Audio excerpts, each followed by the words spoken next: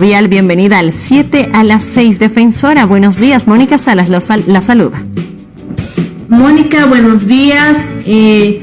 Bueno, muy agradecida por el espacio, por la posibilidad de compartir con BTV. Bueno, este tipo de casos lastimosamente no son aislados. La población LGBT sigue siendo víctima del odio, de la intolerancia, que bueno, en nuestro país ya constituyen hechos delictivos que merecen ser no solamente reprochados o ser asistidos por las organizaciones o las instituciones, sino también merecer una sanción penal, la persecución al constituir afectación a bienes jurídicos protegidos, más aún cuando nuestro sistema penal señala que hay un agravante en caso de que este tipo de hechos se cometan como consecuencia o con móviles relacionados a discriminación, en este caso por identidad de género o por orientación sexual.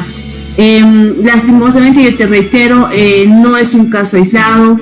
Si bien una de las poblaciones más afectadas en este tipo de hechos son el grupo trans, pero esto no es diferente en el caso de las otras poblaciones, en el caso de gays, lesbianas o de una distinta orientación sexual. Lastimosamente también debo señalar que existen muy pocas sentencias. Yo solo recordaría un caso relacionado a crimen de odio con un tipo de sentencia que ha costado muchos años, mucho tiempo, pero en el resto lastimosamente vemos una inacción, una suerte de incomprensión por parte de las autoridades del Estado. Quiero señalar también en este punto que es importante reiterar, recalcar, volver a incidir en la laicidad del Estado boliviano. Lastimosamente, corrientes religiosas o ciertas corrientes conservadoras que han tenido mucha cabida en nuestro país, especialmente durante el 2019, durante el 2020, han generado nuevamente ciertos estereotipos, ciertos criterios no favorables, no respetuosos de los derechos humanos en relación a esta población. Y eso tiene que ser nuevamente desterrado de nuestro país, desterrado de las sociedades, porque no nos hacen sociedades más armoniosas, no nos hacen sociedades más respetuosas de los derechos humanos. Bien, defensora, usted hablaba de casos que sí se han pasado por alto, pero también sentencias que existen en estos casos de violencia. ¿Cómo ahora también la Defensoría está actuando desde este lugar para coadyuvar con las sentencias en diferentes casos de discriminación, no simplemente en este que acabamos de escuchar? Como Defensoría del Pueblo sí consideramos que la persecución penal o el uso de las vías punitivas que tiene el Estado tienen que ser medidas de acuerdo a la afectación de los bienes jurídicos protegidos. Si bien la discriminación está penada en nuestro país, el racismo sí constituye un tipo penal y merece la persecución penal. Yo creo, como defensora del pueblo, con la situación que tenemos de las tasas de criminalidad, la poca efectividad que tiene el Ministerio Público en la persecución de delitos realmente de realce o de gran impacto a los bienes jurídicos dentro de nuestra sociedad, hay que generar una política criminal, esto lo que Fiscalía nos los debe hace bastantes años, toda su vida institucional, una política criminal que vaya generando priorización en la persecución de este tipo de causas particularmente.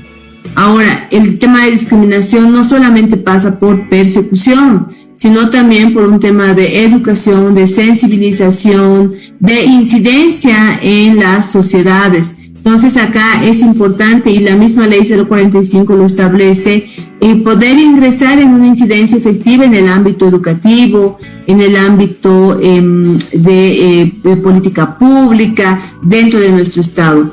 Creo que el año 2019 ha sido una clara muestra de los pocos avances que hemos tenido en descolonización, en lucha contra la discriminación y el racismo, y eso debería tomarse en serio por parte del Estado. Nosotros, como Defensoría del Pueblo, en su momento habíamos hecho recomendaciones o sugerencias al Ministerio de Educación para que ese tipo de temáticas también puedan ser atendidas, puedan ser consideradas en las currículas escolares, a fin de ir formando a las nuevas generaciones también en una visión mucho más amplia de derechos humanos, mucho más protectora, mucho más respetuosa de derechos humanos. Bien, Cambiando un poco el rumbo de la información, hablemos acerca de los casos de VIH-Sida en nuestro país.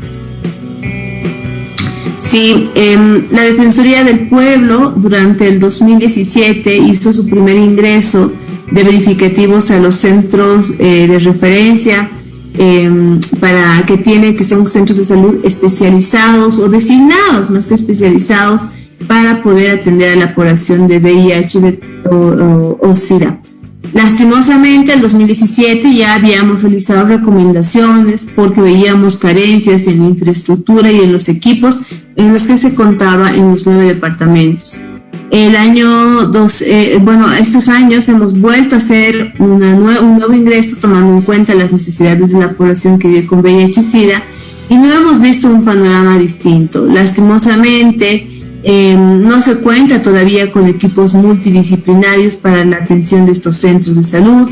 La infraestructura de estos centros no respeta la privacidad o la intimidad que requieren las personas que viven con VIH para poder atenderse, para poder recibir incluso la medicación, que en muchos momentos no existió disponibilidad por parte del Estado para la dotación de antirretrovirales, y eso es fundamental, tomando en cuenta que el tratamiento médico, la continuidad en el tratamiento farmacológico para las personas que viven con VIH es vital para poder asegurar mejores condiciones de vida, asegurarle un proyecto de vida a mediano o largo plazo. Lastimosamente, tampoco esto ha sido solucionado por parte del Estado boliviano. Así también hemos visto con mucha observación el hecho de que no existe tampoco disponibilidad descentralizada totalmente en nuestro país y que, bueno, además de tenerse por capitales de departamento, estos no tienen todas las condiciones o no existe un horario que sea adaptable a la comunidad, como señala la Ley Especial sobre VIH o sobre protección de esta población, y que esto de alguna forma genera límites para el acceso, límites para la continuidad en la atención de VIH-Sida. Bueno, estas y otras recomendaciones o estas conclusiones han sido halladas en el informe sobre la evaluación que hemos hecho a esta temática. Particularmente, como defensora del pueblo, me preocupa mucho que durante la pandemia, si bien la emergencia sanitaria ha focalizado los esfuerzos estatales hacia el tema de acceso a la salud o a la atención de COVID-19, no es menos importante, no deja de ser que ha hecho un descuido muy fuerte en las poblaciones en situación de vulnerabilidad, y dentro de esas poblaciones están los grupos que viven con VIH-Sida. Yo recuerdo que durante la gestión 2020 en varios momentos no se contaba con disponibilidad ni información respecto al acceso a medicamentos antirretrovirales, o que las cuarentenas rígidas por la falta de movilidad y la falta de consideración de la existencia de esas poblaciones, no se había considerado que se estaba generando obstáculos para que puedan llegar a los centros de salud, o que se estaba generando una suerte de límites con las restricciones de horarios para que ellos puedan acceder a la dotación de medicamentos que se recibe por parte del Estado. Entonces, a momento de generar nuevas medidas estatales relacionadas a salud, es importante considerar el informe de la Defensoría para poder evitar lo que pasó en 2020, pero también para poder ir avanzando en los ámbitos de garantía y de protección de esta población. Bien, defensora, cambiando un poco el rumbo del tema que estamos tocando, también se ha visto diferentes, se podría decir, actos de discriminación en torno a certámenes de belleza, donde se piden diferentes características que puedan tener las postulantes, las candidatas. ¿Qué opinión le merece esto por parte de la Defensoría? Como Defensoría del Pueblo nos hemos pronunciado oficialmente. Reconocemos que ya el hecho de que se haya bajado la convocatoria de ese tipo ya resulta un avance positivo, sin la intervención del Estado, lastimosamente, pero consideramos que es un avance positivo porque implica que un reproche desde las instituciones, desde la sociedad, también es considerado en este tipo de instancias.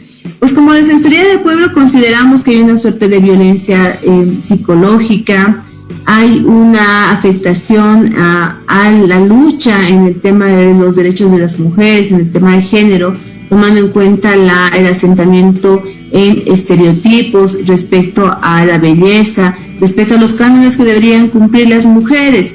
Y finalmente sí nos ha llamado mucho la atención que se incluyan a adolescentes dentro de esta convocatoria, que evidentemente vulneran también los derechos de niñez y adolescencia. Entonces, en este caso hemos visto la vulneración no solamente de el tema de género, sino también de esta otra población en cuanto al interés superior. Consideramos como Defensoría del Pueblo que la respuesta otorgada por esta empresa o este grupo respecto a las reglas o a los estándares internacionales en este tipo de eventos que ellos siguen no es para nada atinada, ni siquiera se puede considerar una respuesta que pueda satisfacer a los reclamos que se han realizado por parte de las instituciones, en este caso de la Defensoría del Pueblo, tomando en cuenta que este grupo o esta empresa se rige a las reglas del Estado Nacional, y en nuestro Estado pues tenemos una ley 348, tenemos una ley 548 y tenemos un bagaje de reglamentos, políticas que pues al menos prohíben o sancionan este tipo de hechos. Nos gustaría como Defensoría del Pueblo que sean las instancias nacionales del órgano ejecutivo, también las de del Departamento de Santa Cruz, que no solamente puedan reprochar, sino también generar procesos de fiscalización, de sanción y una suerte de acciones de no repetición para que este tipo de convocatorias pues terminen de desterrarse de nuestro país. Bien, defensora, si alguien está sufriendo algún acto de discriminación de cualquier índole, ¿qué puede hacer? Hay diferentes vías. Hay la primera vía administrativa, que es una vía de reclamación interna que se puede realizar en la misma institución. También se cuenta con la misma Defensoría del Pueblo, recibe o atiende denuncias por discriminación en el sector público o contra instancias del sector público, eso sí. También se cuenta con pues las vías de la justicia ordinaria para poder acudir, pero bueno, eso siempre dependiendo la gravedad del hecho para poder recurrir a la instancia judicial al menos. También contamos con la Dirección de Descolonización, que debería hacer un seguimiento a los casos, al menos los casos emblemáticos. Nosotros vamos a remitir el caso del que hacíamos referencia al inicio a esta dirección para que se pueda hacer seguimiento sobre lo que vaya a suceder. Y bueno, esas serían un poco las vías, pero yo te reitero, además de la denuncia, que es importante, es fundamental para poder generar ajustes dentro del Estado, es también imprescindible seguir apuntando a los procesos de educación, de capacitación, de formación, de sensibilización para tener siempre sociedades más armoniosas.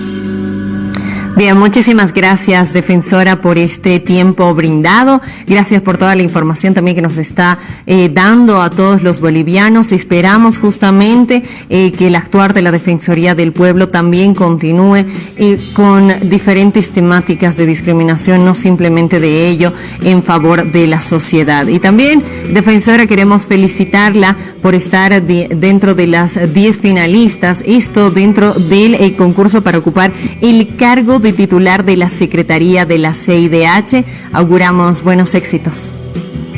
Muchas gracias, primero por el espacio a la institución de la Defensoría del Pueblo, en el trabajo que realizamos en incidencia para una mejor sociedad respetuosa a los derechos humanos, y también agradecida por la consideración, particularmente como defensora de derechos humanos.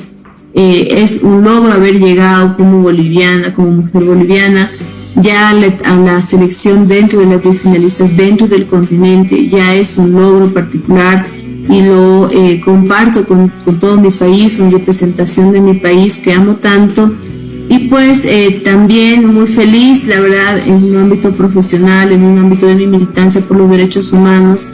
Realmente es una etapa muy, muy linda en mi vida poder pasar este proceso, poder asistir a las mesas. El día de ayer justamente tuvimos la primera mesa de debate con los otros finalistas. Ha sido muy enriquecedor. Vamos a seguir esforzándonos para dejar una representación importante de Bolivia, una representación que sea recordada. Muchas gracias. Le agradezco por este tiempo brindado. Estuvo con nosotros la defensora del pueblo, Nadia Cruz, hablando de diferentes temáticas importantes para todos nosotros los bolivianos. Tenemos más acá en el 7 a las 6. Tenemos más y